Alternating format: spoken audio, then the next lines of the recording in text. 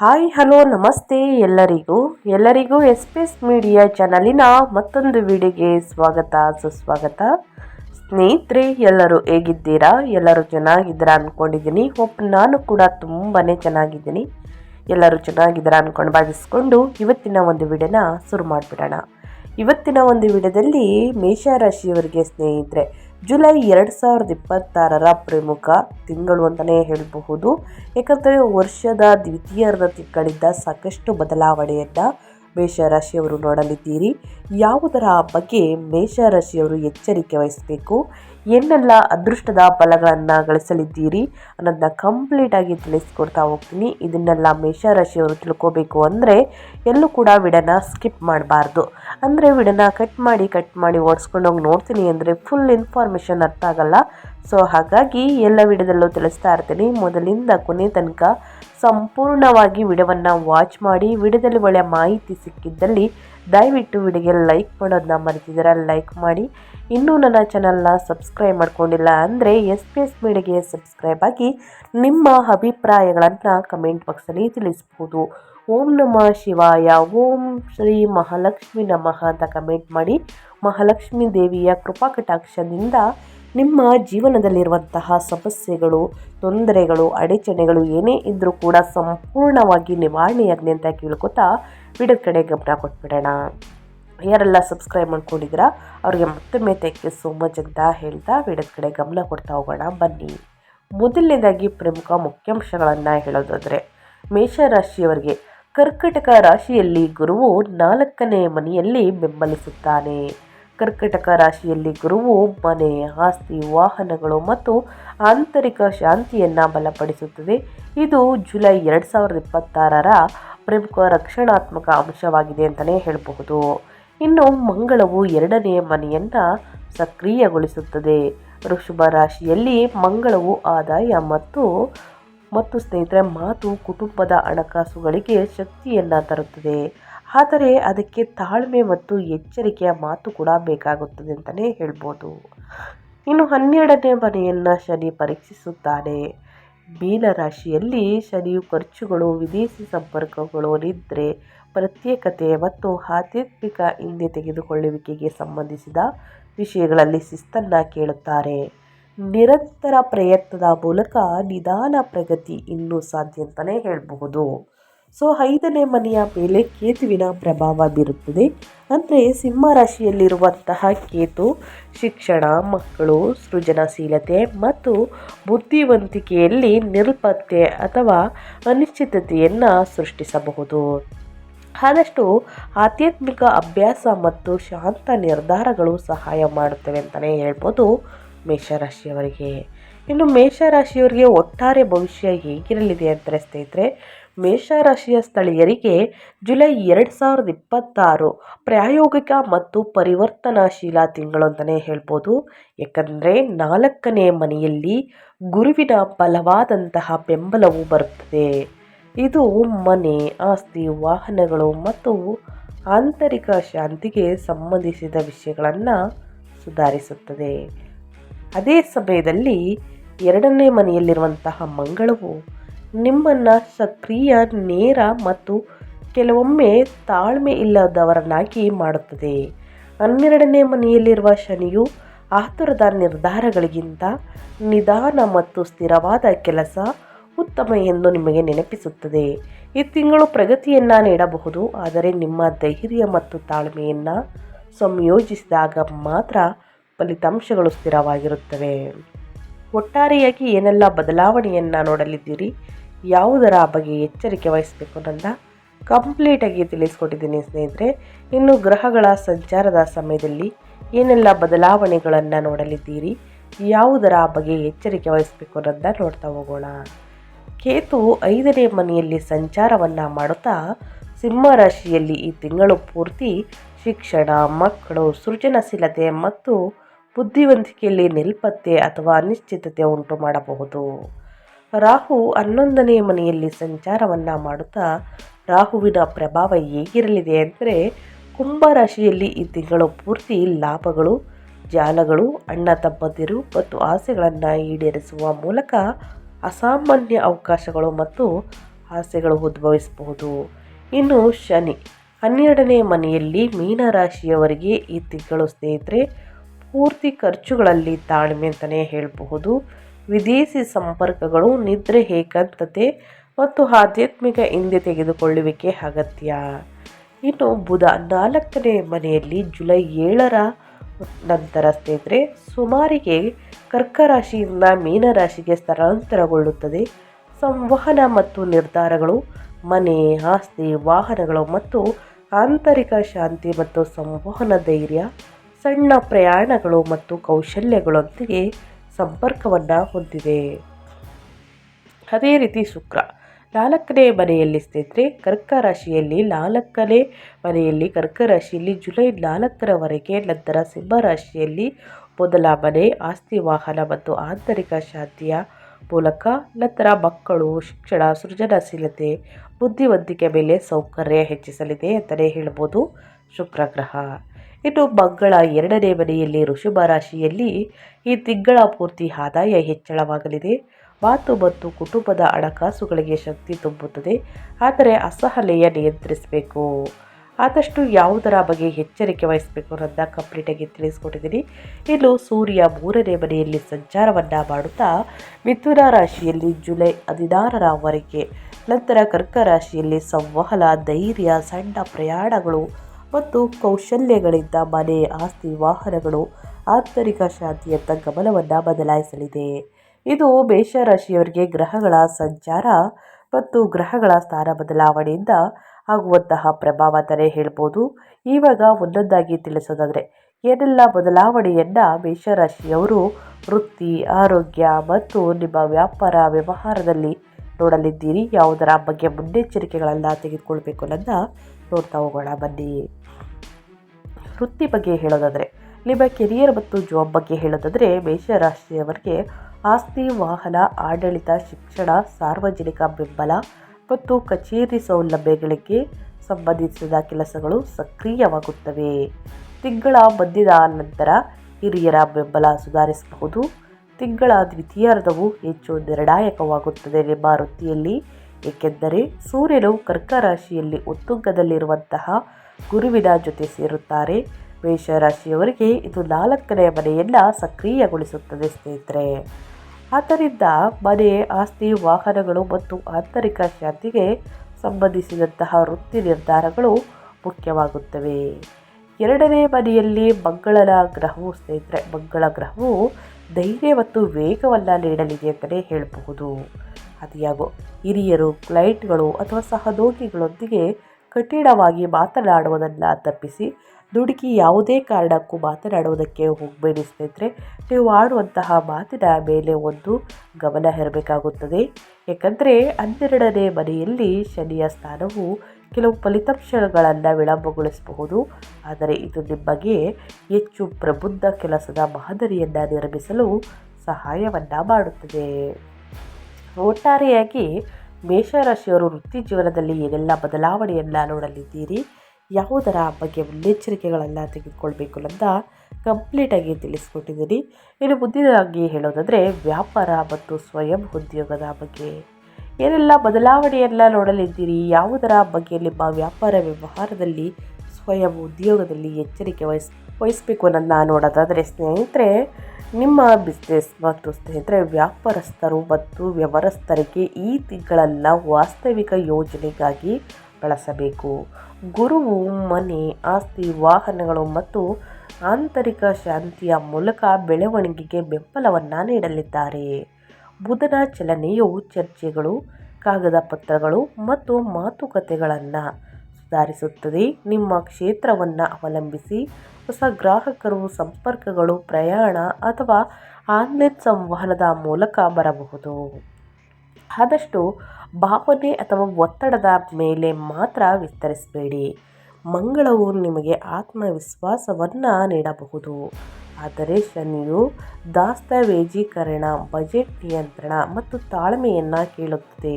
ನಿರ್ಧಾರಗಳನ್ನು ಸರಿಯಾಗಿ ಪರಿಶೀಲಿಸಿದಾಗ ರಿಯಲ್ ಎಸ್ಟೇಟ್, ಶಿಕ್ಷಣ, ಸಲಹಾ, ಸಂವಹನ, ತಾಂತ್ರಿಕ ಕೆಲಸ, ವ್ಯಾಪಾರ ಮತ್ತು ಸೇವಾ ಆಧಾರಿತ ಚಟುವಟಿಕೆಗಳು ಪ್ರಗತಿಯನ್ನು ಸಾಧಿಸಬಹುದು. ಸೊ ಹಾಗಾಗಿ ಬಹಳಷ್ಟು ಎಚ್ಚರಿಕೆ ವಹಿಸಬೇಕಾಗುತ್ತದೆ ಇದರ ಬಗ್ಗೆ ಸ್ನೇಹಿತರೆ. ದುಡುಕಿನ ನಿರ್ಧಾರ ಒಳಿತಲ್ಲ ಮೇಷರಾಶಿಯವರಿಗೆ ಅಂತ ಹೇಳ್ತಾ, ಇನ್ನು ಮುಂದಿನದಾಗಿ ಹೇಳೋದಾದರೆ ನಿಮ್ಮ ಹಣಕಾಸು ಮತ್ತು ಹಣ ಅಂದರೆ ನಿಮ್ಮ ಸಂಪತ್ತು ಲಾಭ ಇದೆಯಾ ನಷ್ಟ ಇದೆಯಾ, ಹಣಕಾಸಿನ ವಿಚಾರದಲ್ಲಿ ಯಾವುದರ ಬಗ್ಗೆ ಎಚ್ಚರಿಕೆ ವಹಿಸಬೇಕು ಮೇಷರಾಶಿಯವರನ್ನ ನೋಡೋದಾದರೆ, ಆದಾಯ ಅರಿವು ಸುಧಾರಿಸುತ್ತದೆ, ಆದರೆ ಕಠಿಣ ಮಾತು ಅಥವಾ ಕೌಟುಂಬಿಕ ಭಿನ್ನಾಭಿಪ್ರಾಯವು ಹಣಕಾಸಿನ ವಿಷಯಗಳಿಗೆ ತೊಂದರೆ ಉಂಟು ಮಾಡಬಹುದು. ಗುರುವು ರಕ್ಷಣೆ ಮತ್ತು ಉತ್ತಮ ತೀರ್ಪನ್ನು ತರುತ್ತಾರೆ. ವಿಶೇಷವಾಗಿ 4ನೇ ಮನೆಗೆ ಸಂಬಂಧಿಸಿದ ವಿಷಯಗಳಲ್ಲಿ ಸ್ಥಿರವಾದಂತಹ ಕೆಲಸದ ಮೂಲಕ ಆದಾಯವು ಸುಧಾರಿಸಬಹುದು. ಆದರೆ ಖರ್ಚುಗಳನ್ನು ಬರೆದಿಟ್ಕೊಳ್ಬೇಕು ಮತ್ತು ನಿಯಂತ್ರಿಸಬೇಕು ಸ್ನೇಹಿತರೆ. ಪುರಾವೆಗಳಿಲ್ಲದೆ, ಊಹಾತ್ಮಕ ನಿರ್ಧಾರಗಳಿಲ್ಲದೆ ಮತ್ತು ಭಾವನಾತ್ಮಕ ಖರೀದಿಗಳಿಲ್ಲದೆ ಸಾಲ ನೀಡುವುದನ್ನು ಆದಷ್ಟು ತಪ್ಪಿಸಿ. ಅದುವೇ ದೊಡ್ಡ ಮೊತ್ತದ ಸಾಲವನ್ನು ನೀಡಬೇಕಾದ್ರೆ ಬಹಳಷ್ಟು ಎಚ್ಚರಿಕೆ ವಹಿಸಬೇಕಾಗುತ್ತದೆ. ಅದು ಹಿಂತಿರುಗಿ ಬರುವುದಿಲ್ಲ ಒಂದೊಂದು ಸಲ. ಸೊ ಹಾಗಾಗಿ ಅದನ್ನೆಲ್ಲ ಪರಿಶೀಲಿಸಿ ಸ್ನೇಹಿತರೆ ಒಪ್ಪಂದಕ್ಕೆ ತೆಗೆದುಕೊಂಡು ನಂತರವೇ ಹಣವನ್ನು ನೀವು ಸಾಲವಾಗಿ ನೀಡಬೇಕಾಗುತ್ತದೆ.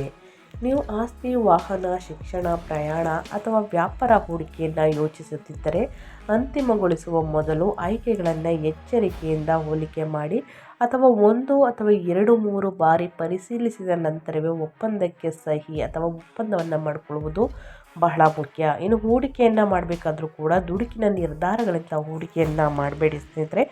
ಮುಂದಿನ ದಿನಗಳಲ್ಲಿ ಎದುರಾಗಲಿದೆ ಪ್ರಾಬ್ಲಮ್ ಅಂತಲೇ ಹೇಳಬಹುದು.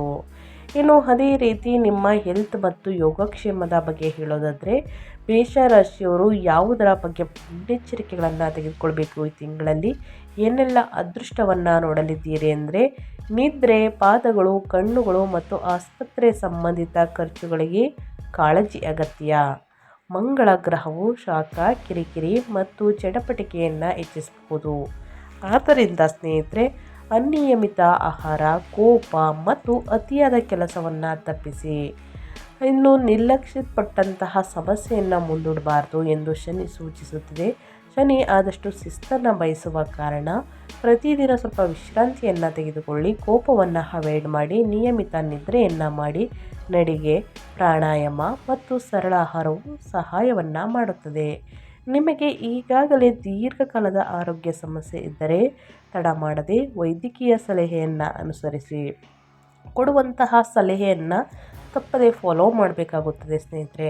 ವೈದ್ಯರನ್ನು ಭೇಟಿ ಮಾಡಿದ ನಂತರ ಅವ್ರು ಕೊಡುವಂತಹ ಸಲಹೆಗಳನ್ನು ಅಚ್ಚುಕಟ್ಟಾಗಿ ಫಾಲೋ ಮಾಡಿ ದೀರ್ಘಕಾಲದ ಸಮಸ್ಯೆಗಳೆಲ್ಲವೂ ನಿವಾರಣೆಯಾಗುತ್ತಾ ಬರುತ್ತದೆ. ಜೊತೆಗೆ ನಿಮ್ಮ ದಿನಚರಿಯು ಕೂಡ ಬಹಳ ಮುಖ್ಯ. ಸೊ ಹಾಗಾಗಿ ಉತ್ತಮವಾದ ಆಹಾರ, ನಿದ್ರೆ ಮತ್ತು ವಿಶ್ರಾಂತಿಯನ್ನು ತೆಗೆದುಕೊಳ್ಳುವುದು, ಒತ್ತಡವನ್ನು ಕಡಿಮೆ ಮಾಡುವುದು, ಹಸಿರು ತರಕಾರಿ, ಹಣ್ಣು ಹಂಪಲುಗಳನ್ನು ಚೆನ್ನಾಗಿ ಸೇವಿಸುವುದರಿಂದ ಮುಂದಿನ ದಿನಗಳಲ್ಲಿ ಉತ್ತಮ ಆರೋಗ್ಯವನ್ನು ಪಡೆದುಕೊಳ್ಳಲಿದ್ದೀರಿ.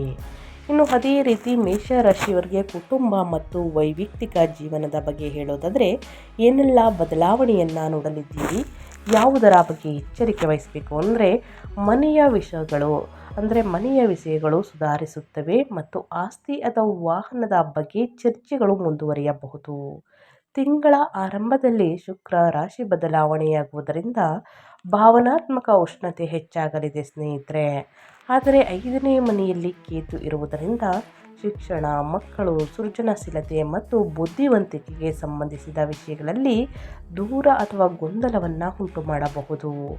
ಮೃದುವಾಗಿ ಮಾತನಾಡಿ ಮತ್ತು ಪ್ರತಿಯೊಂದು ಸಣ್ಣ ವಿಷಯವನ್ನು ಚರ್ಚೆಯಾಗಿ ಪರಿವರ್ತಿಸಬೇಡಿ.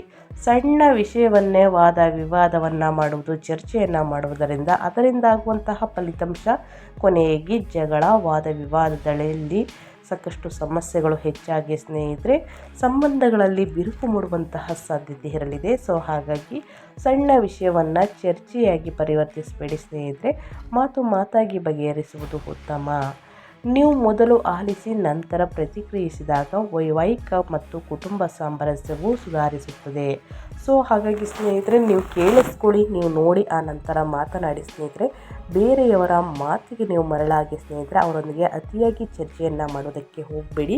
ಇದರಿಂದ ಸಂಬಂಧಗಳಲ್ಲಿ ಬಿರುಕು ಮೂಡುವಂತಹ ಸಾಧ್ಯತೆ ಇರಲಿದೆ. ಸೊ ಹಾಗಾಗಿ ಮನೆಯಲ್ಲಿ ಶುಭ ಕಾರ್ಯಗಳು ನಡೀಬೇಕು ಸ್ನೇಹಿತರೆ. ಅಡಚಣೆಯಿಂದ ಸಾಕಷ್ಟು ಸಮಸ್ಯೆಯಿಂದ ನಿಂತು ಹೋಗಿದ್ದಂತಹ ಶುಭ ಕಾರ್ಯಗಳು ಮತ್ತೆ ಪ್ರಾರಂಭಗೊಳ್ಳುವುದಕ್ಕೆ ಶುರುವಾಗಲಿದೆ. ಆ ವಿಷಯದಲ್ಲಿ ನೀವು ಈ ರೀತಿ ಜಗಳ ಮತ್ತು ವಾದ ವಿವಾದವನ್ನು ಮಾಡಿದರೆ ಕುಟುಂಬದಲ್ಲಿ ಅಶಾಂತಿ ಉಂಟಾಗಲಿದೆ. ಇನ್ನು ವಿದ್ಯಾರ್ಥಿಗಳ ಬಗ್ಗೆ ಹೇಳೋದಾದರೆ ಏನೆಲ್ಲ ಬದಲಾವಣೆಯನ್ನು ನೋಡಲಿದ್ದೀರಿ, ಯಾವುದರ ಬಗ್ಗೆ ಎಚ್ಚರಿಕೆ ವಹಿಸಬೇಕು ಅಂದರೆ ಸೃಜನಶೀಲತೆ ಪ್ರಬಲವಾಗಿದೆ. ಅದರ ಕೇತುವಿನಂತಹ ನಿಲ್ಪತ್ತೆಯು ಏಕಾಗ್ರತೆಯನ್ನು ಕಡಿಮೆ ಮಾಡಬಹುದು. ಧ್ಯಾನ ಮತ್ತು ಪರಿಷ್ಕರಣೆ ಸಹಾಯವನ್ನು ಮಾಡುತ್ತದೆ. ಬುಧನ ಚಲನೆಯು ಪರಿಷ್ಕರಣೆ, ಚರ್ಚೆ ಮತ್ತು ಲಿಖಿತ ಅಭ್ಯಾಸದ ಮೂಲಕ ಕಲಿಕೆಗೆ ಸಹಾಯವನ್ನು ಮಾಡುತ್ತದೆ. ವಿದ್ಯಾರ್ಥಿಗಳು ನಿಗದಿತ ವೇಳಾಪಟ್ಟಿಯನ್ನು ಕಾಯ್ದುಕೊಳ್ಬೇಕು. ಇತರರೊಂದಿಗೆ ಹೋಲಿಕೆ ಮಾಡುವುದನ್ನು ಆದಷ್ಟು ತಪ್ಪಿಸಿ ಒಂದೊಂದೇ ವಿಷಯವನ್ನು ಪೂರ್ಣಗೊಳಿಸುವತ್ತ ಗಮನ ಹರಿಸಿ. ಶಿಕ್ಷಕರು, ಹಿರಿಯರು ಅಥವಾ ಮಾರ್ಗದರ್ಶಕರ ಮಾರ್ಗದರ್ಶನ ಈ ತಿಂಗಳು ತುಂಬ ಉಪಯುಕ್ತವಾಗಿದೆ. ಸೊ ಹಾಗಾಗಿ ಸ್ನೇಹಿತರೆ ನಿಮ್ಮ ಅಧ್ಯಯನ ಏನಿದ್ರೂ ನಿಮ್ಮ ಗಮನದಲ್ಲಿರಬೇಕು ಹೊರತು ಸ್ನೇಹಿತರೆ ಬೇರೆಯವರ ಗಮನಕ್ಕೆ ಬೇಡ. ಅವರು ಕಲಿತಾ ಇದ್ದಾರೆ, ನಾನು ಹಿಂದೆ ಇದ್ದೀನಿ, ಅವ್ರು ಮುಂದೆ ಇದ್ದಾರೆ, ಈ ಆಲೋಚನೆ ಯಾವ ಕಾರಣಕ್ಕೂ ನಿಮ್ಮ ತಲೆಗೆ ಬರಬಾರ್ದು ಸ್ನೇಹಿತರೆ. ಒಂದೊಂದು ವಿಷಯವನ್ನು ಪೂರ್ಣಗೊಳಿಸುತ್ತಾ ಗಮನ ಹರಿಸಿ, ಗುರು ಹಿರಿಯರನ್ನು ಗೌರವಿಸಿ ಖಂಡಿತವಾಗಿಯೂ ಉನ್ನತ ಫಲಿತಾಂಶವನ್ನು ಗಳಿಸಲಿದ್ದೀರಿ ಅಂತ ಹೇಳ್ತಾ, ಇನ್ನು ಈ ತಿಂಗಳಲ್ಲಿ ಅನುಸರಿಸಬೇಕಾದ ಜ್ಯೋತಿಷ್ಯದ ಪರಿಹಾರಗಳನ್ನು ತಿಳಿಸ್ಕೊಡ್ತೀನಿ. ಈ ಪರಿಹಾರವನ್ನು ಅನುಸರಿಸುವುದರಿಂದ ಆದಷ್ಟು ಕಷ್ಟಗಳು, ಸಮಸ್ಯೆಗಳು, ಅಡಚಣೆಗಳು, ತೊಂದರೆಗಳು ಏನೇ ಇದ್ದರೂ ಕೂಡ ಮೇಷರಾಶಿಯವರಿಗೆ ನಿವಾರಣೆಯಾಗಲಿದೆ. ಈ ತಿಂಗಳು ಒತ್ತಡವನ್ನು ಆದಷ್ಟು ಕಡಿಮೆ ಮಾಡಿ ಸ್ನೇಹಿತರೆ. ಅಂದರೆ ಗುರು ಮತ್ತು ಶನಿ ಮತ್ತು ಇತರ ಗ್ರಹಗಳ ಅನುಕೂಲಕರ ಫಲಿತಾಂಶಗಳನ್ನು ಬಲಪಡಿಸಲು ಈ ಸರಳ ಪರಿಹಾರಗಳನ್ನು ಅನುಸರಿಸುವುದರಿಂದ ಸ್ನೇಹಿತರೆ ನಿಮ್ಮ ಜೀವನದಲ್ಲಿರುವ ಕಷ್ಟಗಳು, ಸಮಸ್ಯೆಗಳು, ಅಡಚಣೆಗಳು, ತೊಂದರೆಗಳು ಎಲ್ಲವೂ ಕೂಡ ನಿವಾರಣೆಯಾಗಲಿದೆ. ಮೊದಲನೇದಾಗಿ ಕೋಪ ಮತ್ತು ಕಠೋರ ಮಾತುಗಳನ್ನು ಕಡಿಮೆ ಮಾಡಲು ಮಂಗಳವಾರದಂದು ಸುಬ್ರಹ್ಮಣ್ಯ ದೇವರಿಗೆ ಪ್ರಾರ್ಥನೆಯನ್ನು ಸಲ್ಲಿಸಿ. ಇನ್ನು ಸ್ಪಷ್ಟತೆ ಮತ್ತು ಭಯದಿಂದ ಮುಕ್ತಿಗಾಗಿ ಗಣಪತಿ ಅರ್ಥವಶಾಸ್ತ್ರವನ್ನು ಸ್ನೇಹಿತರೆ ಪಠಿಸುವುದು ಮತ್ತು ಕೇಳುವುದು ಬಹಳ ಮುಖ್ಯ. ಆದಷ್ಟು ಬಡವರಿಗೆ, ನಿರ್ಗತಿಕರಿಗೆ ನಿಮ್ಮ ಕೈಯಲ್ಲಾದಷ್ಟು ಸಹಾಯವನ್ನು ಮಾಡಿ. ಅನ್ನದಾನ ಮಾಡುವುದು, ವಸ್ತ್ರದಾನವನ್ನು ಮಾಡುವುದು, ಬಟ್ಟೆಯನ್ನು ದಾನ ಮಾಡುವುದು ಬಹಳ ಶ್ರೇಷ್ಠ ಸ್ನೇಹಿತರೆ. ಇದು ಸಾಕಷ್ಟು ಸಮಸ್ಯೆಗಳು ನಿಮಗೆ ಗೊತ್ತಿಲ್ಲದ ರೀತಿಯಲ್ಲಿ ನಿವಾರಣೆಯಾಗಲಿದೆ. ಸೊ ಹಾಗಾಗಿ ತಪ್ಪದೆ ಈ ಸಣ್ಣ ಪುಟ್ಟ ಪರಿಹಾರವನ್ನು ಮೇಷರಾಶಿಯವರು ಮಾಡಬೇಕಾಗುತ್ತದೆ. ಇನ್ನು ಶನಿಯ ಒತ್ತಡ ಕಡಿಮೆ ಮಾಡಲು ಶನಿವಾರದಂದು ಎಳ್ಳೆಣ್ಣೆಯ ದೀಪವನ್ನು ಹಚ್ಚಿ ಶನಿ ದೇವರಿಗೆ ಎಳ್ಳೆಣ್ಣೆಯಿಂದ ತೈಲಾಭಿಷೇಕವನ್ನು ಮಾಡಿಸಿ ಅಥವಾ ಎಳ್ಳೆಣ್ಣೆಯ ದೀಪವನ್ನು ಹಚ್ಚುವುದರಿಂದನೂ ಕೂಡ ನಿಮ್ಮ ಜೀವನದಲ್ಲಿರುವಂತಹ ಸಮಸ್ಯೆಗಳು, ಅಡಚಣೆಗಳು, ತೊಂದರೆಗಳು ಎಲ್ಲವೂ ನಿವಾರಣೆಯಾಗಲಿದೆ. ಸೊ ಹಾಗಾಗಿ ಈ ಪರಿಹಾರವನ್ನು ಮಾಡಿ ಅಂತ ಹೇಳ್ತಾ, ಇನ್ನು ಪದೇ ಪದೇ ಒಂದು 3 ಕ್ವಶನ್ನ ಮೇಷರಾಶಿಯವರು ಕೇಳ್ತಾ ಇರ್ತಾರೆ, ಅದಕ್ಕೆ ಉತ್ತರ ತಿಳಿಸ್ಕೊಟ್ಬಿಡ್ತೀನಿ. ಮೇಷರಾಶಿಯವರಿಗೆ ಜುಲೈ 2026 ಹೇಗಿರುತ್ತದೆ ಅಂದರೆ ಉತ್ತಮವಾಗಿರುತ್ತದೆ ಸ್ನೇಹಿತರೆ. ವ್ಯಾಪಾರ ವ್ಯವಹಾರದಲ್ಲಿ ಯಾವುದರ ಬಗ್ಗೆ ಎಚ್ಚರಿಕೆ ವಹಿಸಬೇಕು, ಏನೆಲ್ಲ ಅದೃಷ್ಟದ ಫಲಗಳನ್ನು ಗಳಿಸಲಿದ್ದೀರಿ ಮೇಷರಾಶಿಯವರು ಅನ್ನೋದನ್ನ ಕಂಪ್ಲೀಟಾಗಿ ತಿಳಿಸ್ಕೊಟ್ಟಿದ್ದೀನಿ. ಆ ವಿಚಾರದ ಬಗ್ಗೆ ಎಚ್ಚರಿಕೆ ವಹಿಸಿದರೆ ಮೇಷರಾಶಿಯವರಿಗೆ ಜುಲೈ ತಿಂಗಳು ಉತ್ತಮವಾಗಿರಲಿದೆ. ಇನ್ನು ಮೇಷರಾಶಿಯವರಿಗೆ ಜುಲೈ 2026 ವೃತ್ತಿ ಮತ್ತು ಹಣಕ್ಕೆ ಒಳ್ಳೆಯದೇ ಅನ್ನೋದನ್ನ ಕೇಳೋದಾದರೆ ಖಂಡಿತವಾಗಿಯೂ ಒಳ್ಳೆಯದೇ. ಹಣದ ವಿಷಯಕ್ಕೆ ಬಂದರೆ ಅನಗತ್ಯ ಖರ್ಚುಗಳನ್ನು ಬಿಡಿ. ಬೇಕಾಗಿರುವ ವಸ್ತುಗಳನ್ನು ಖರೀದಿ ಮಾಡಿ. ಒಳಿತು ವಾಹನವನ್ನು ಖರೀದಿ ಮಾಡುವಂತಹ ಯೋಗ ಇದೆ. ಮನೆ, ಆಸ್ತಿಯನ್ನು ಖರೀದಿ ಮಾಡುವಂತಹ ಯೋಗ ಇದೆ. ಇನ್ನು ನಿಮ್ಮ ವೃತ್ತಿಯಲ್ಲಿ ಸಹೋದ್ಯೋಗಿಗಳೊಂದಿಗೆ ಸ್ನೇಹಿತರೆ, ಕಿರಿಯ ಸಹೋದ್ಯೋಗಿಗಳೊಂದಿಗೆ ಆದಷ್ಟು ಕಠಿಣ ಮಾತುಗಳನ್ನು ಆಡಬೇಡಿ. ಇದರಿಂದ ಸಣ್ಣ ಪುಟ್ಟ ವಾದ ವಿವಾದಗಳು ಹೆಚ್ಚಾಗಲಿದೆ. ಇನ್ನು ಜುಲೈ 2026ರಲ್ಲಿ ಮೇಷರಾಶಿಯ ಸ್ಥಳೀಯರು ಯಾವ ಮುನ್ನೆಚ್ಚರಿಕೆಗಳನ್ನು ಅನುಸರಿಸಬೇಕು? ಮೊದಲನೇದಾಗಿ ನಿಮ್ಮ ವೃತ್ತಿಯಲ್ಲಿ ಸ್ನೇಹಿತರೆ ಸಹೋದ್ಯೋಗಿಗಳೊಂದಿಗೆ, ಗುರು ಹಿರಿಯರೊಂದಿಗೆ, ಇನ್ನು ಸ್ನೇಹಿತರೆ ನಿಮ್ಮ ಕುಟುಂಬದಲ್ಲಿ ಸಂಗಾತಿಯೊಂದಿಗೆ, ನಿಮ್ಮ ಕುಟುಂಬದವರೊಂದಿಗೆ ದುಡುಕಿನ ಮಾತುಗಳಿಂದ ಆದಷ್ಟು ದೂರವಿರಿ. ಜೊತೆಗೆ ನಿಮ್ಮ ಆರೋಗ್ಯದ ಬಗ್ಗೆ ಬಹಳಷ್ಟು ಎಚ್ಚರಿಕೆ ವಹಿಸಿ. ವೈದ್ಯರನ್ನು ಭೇಟಿಯಾಗಿ ಸ್ನೇಹಿತರೆ. ದೀರ್ಘಾವಧಿಯ ಸಮಸ್ಯೆಗಳು ಇದ್ದರೆ ಇನ್ನು ಸಣ್ಣ ಪುಟ್ಟ ಪರಿಹಾರವನ್ನು ಮಾಡಿ. ಖಂಡಿತವಾಗಿ ಸಮಸ್ಯೆಗಳು ನಿವಾರಣೆಯಾಗಲಿದೆ. ಈ ಪರಿಹಾರವನ್ನು ಮಾಡಿ. ಜೊತೆಗೆ ನಿಮಗೆ ಉತ್ತರ ಸಿಕ್ಕಿದೆ ಅನ್ಕೋತೀನಿ ಮೇಷರಾಶಿಯವರಿಗೆ. ಕಂಪ್ಲೀಟಾಗಿ ತಿಳಿಸ್ಕೊಟ್ಟಿದ್ದೀನಿ. ಇವತ್ತಿನ ಒಂದು ವಿಡಿಯೋದಲ್ಲಿ ಒಳ್ಳೆಯ ಮಾಹಿತಿ ಸಿಕ್ಕಿದರೆ ದಯವಿಟ್ಟು ವಿಡಿಯೋಗೆ ಲೈಕ್ ಮಾಡೋದನ್ನ ಮರೆತಿದ್ದೀರಾ, ಲೈಕ್ ಮಾಡಿ. ಇನ್ನೂ ನನ್ನ ಚಾನಲ್ನ ಸಬ್ಸ್ಕ್ರೈಬ್ ಮಾಡ್ಕೊಂಡಿಲ್ಲ ಅಂದರೆ SPS ಮೀಡಿಯಾಗೆ ಸಬ್ಸ್ಕ್ರೈಬ್ ಆಗಿ ನಿಮ್ಮ ಅಭಿಪ್ರಾಯಗಳನ್ನು ಕಮೆಂಟ್ ಬಾಕ್ಸಲ್ಲಿ ತಿಳಿಸಬಹುದು. ಯಾರೆಲ್ಲ ಸಬ್ಸ್ಕ್ರೈಬ್ ಮಾಡಿಕೊಂಡು ಪ್ರತಿ ರೀತಿಯ ವಿಡಿಯೋ ವಾಚ್ ಮಾಡ್ತಿದ್ದೀರಾ ಅಂಥವರಿಗೆ ಥ್ಯಾಂಕ್ ಯು ಸೋ ಮಚ್ ಅಂತ ಹೇಳ್ತಾ, ನಿಮಗೂ ಮತ್ತು ನಿಮ್ಮ ಕುಟುಂಬಕ್ಕೆ ತುಂಬಾ ಒಳ್ಳೆಯದಾಗಲಿ. ಮತ್ತೊಂದು ವಿಡಿಯೋ ಜೊತೆ ಮತ್ತೊಂದು ಹೊಸ ಭವಿಷ್ಯದಲ್ಲಿ ಸಿಗ್ತೀನಿ. Thank you for watching.